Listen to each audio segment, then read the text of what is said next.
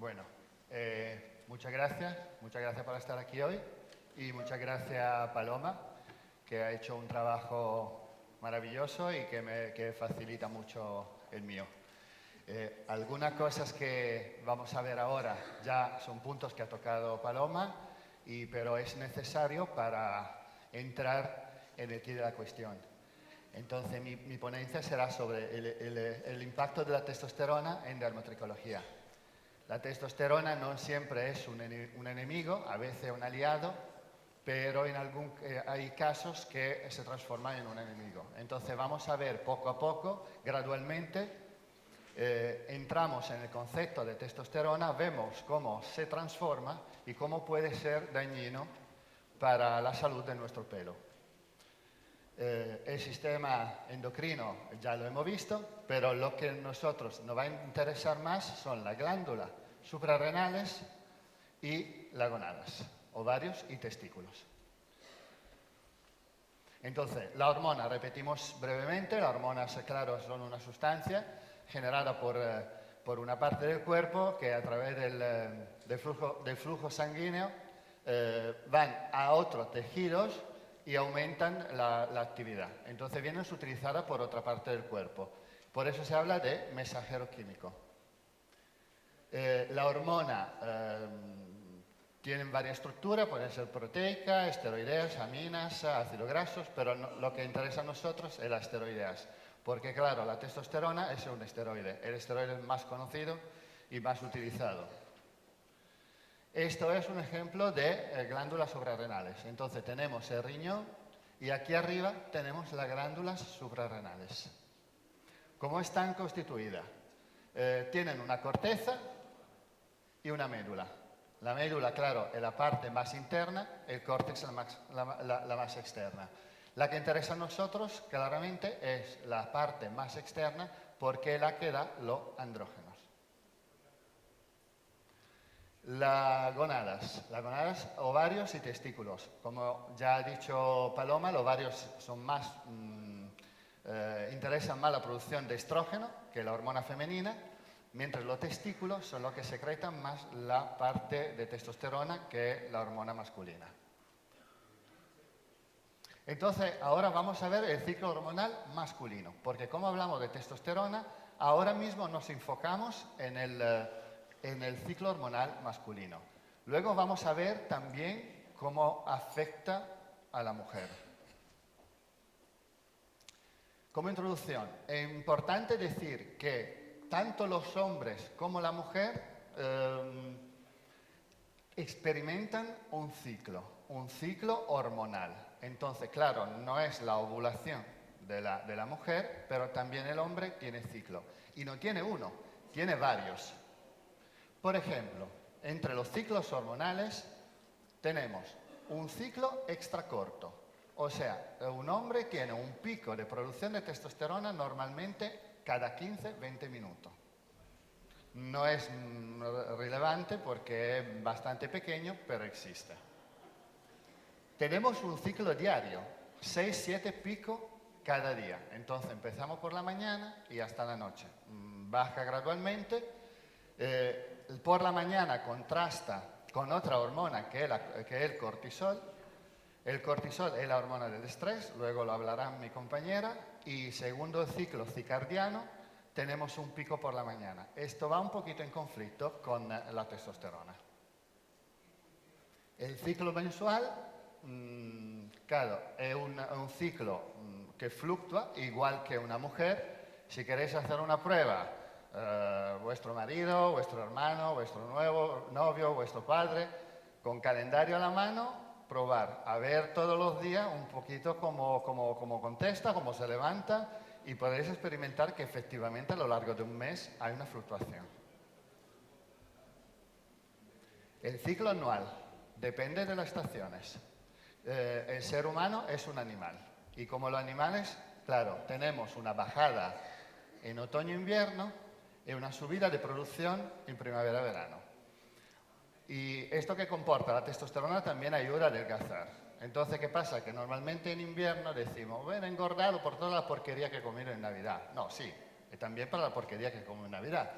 pero también porque ralentiza un poquito la producción de testosterona y el metabolismo. Al revés, primavera y verano es cuando empieza a producir un poquito más y cuando nos sentimos mejor, más activos. No obstante el calor, que vamos un poquito así, pero nos encontramos más activos. Y al final tenemos también un ciclo largo que es a lo largo de los años. El más relevante es lo que tenemos a los 40 años. Pero tenemos que hablar obligatoriamente también de otra cuestión. Normalmente tenemos un pico máximo entre los 16 y los 18 años, cuando el hombre produce más testosterona. Luego ya a partir de los 22 años empieza a bajar. Muy poquito, no es muy relevante, pero empieza a bajar. Otro cambio alrededor de los 28 años. Tenemos otro cambio sobre los 35-36, pero la curva donde flexiona más es a los 40. Luego tenemos otra etapa, los 50, los 60, los 65. Verdad que, por ejemplo, en Estados Unidos, para hombres que se encuentran con 65 años y con un nivel de testosterona prácticamente a cero, se le propone una terapia sustitutiva. O sea, una terapia a por vida donde se le inyecta o se le proporciona una cantidad de testosterona fisiológica. O sea, que sea lo más constante posible. En principio se pensaba poner lo llamaban un chip bajo piel a contacto con la masa grasa.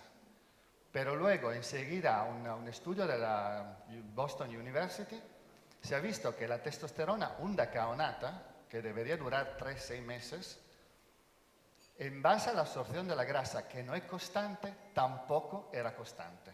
Entonces, al final, mejor una inyección intramuscular semanal de testosterona en antato. Esto garantiza un flujo más constante porque normalmente el antato dura 9 días, entonces poniéndolo cada semana coincide el punto de subida al punto de bajada del anterior. Y esto mantiene una línea bastante constante.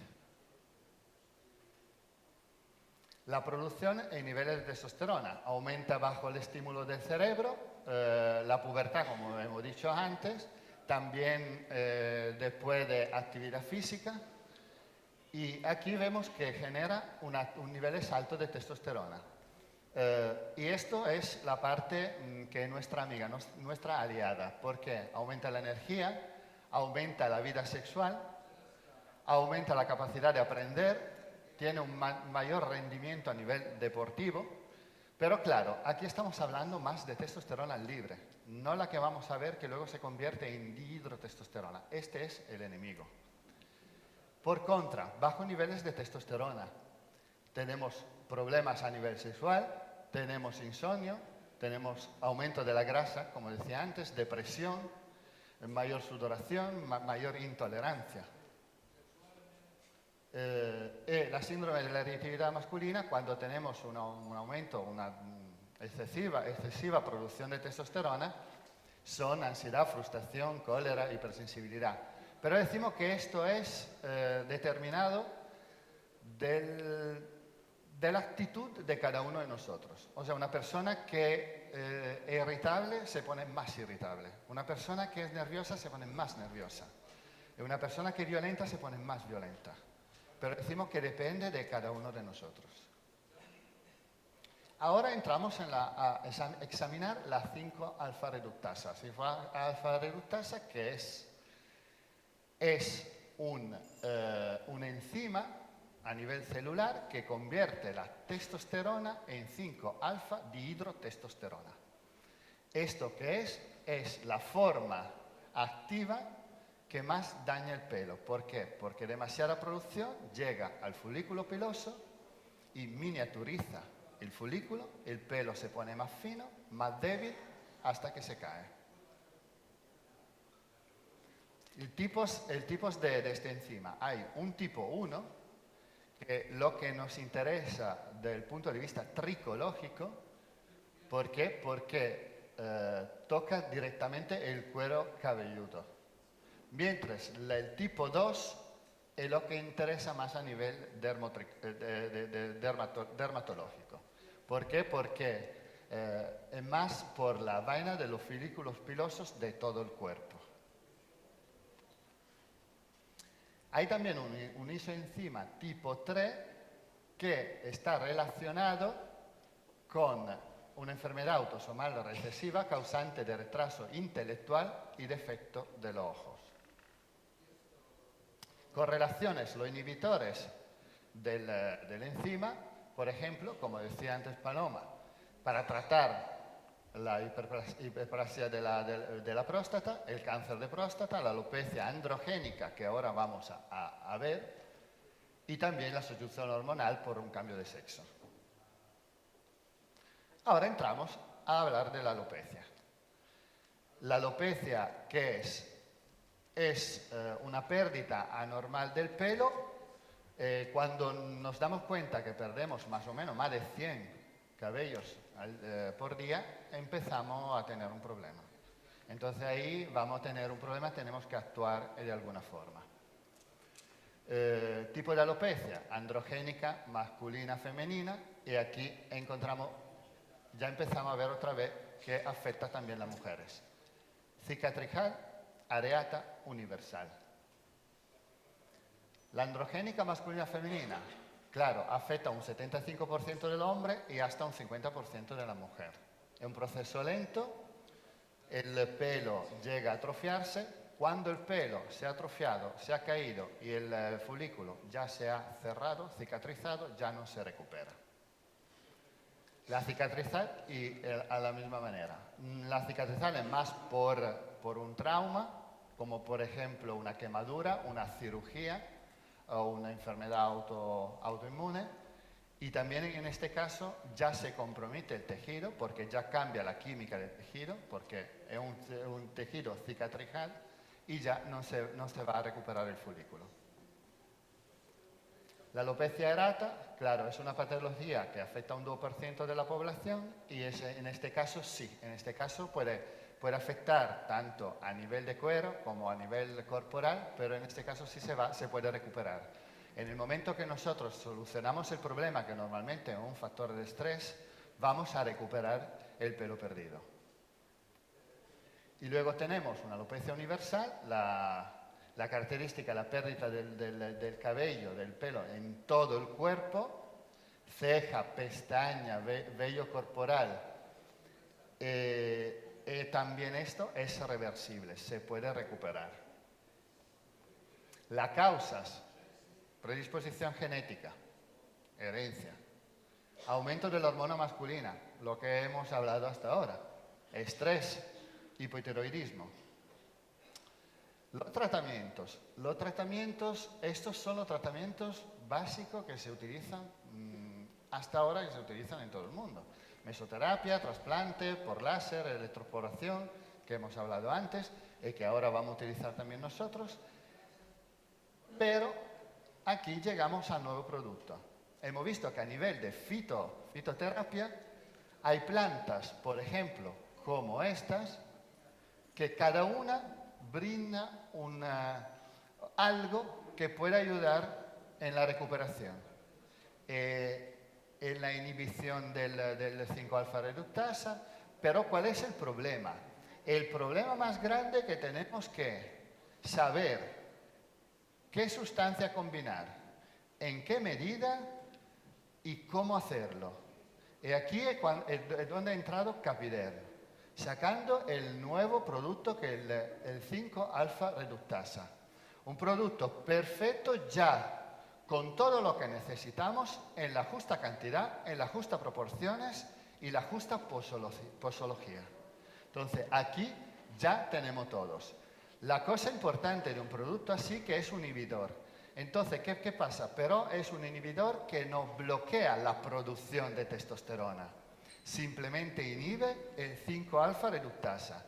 Así que efecto secundario, ninguno. Nuestro cuerpo simplemente funciona como siempre. Lo único es que evitamos la conversión excesiva de testosterona en 5-alfa dihidrotestosterona, evitando de esta manera todos los problemas relacionados. Y cuando tenemos esto, ponerlo en una terapia a un cliente, ofrecerlo como decía, también a una mujer, pero a un hombre le va a solucionar la vida y mucho. Y con esto, nada, concluyo y muchas gracias.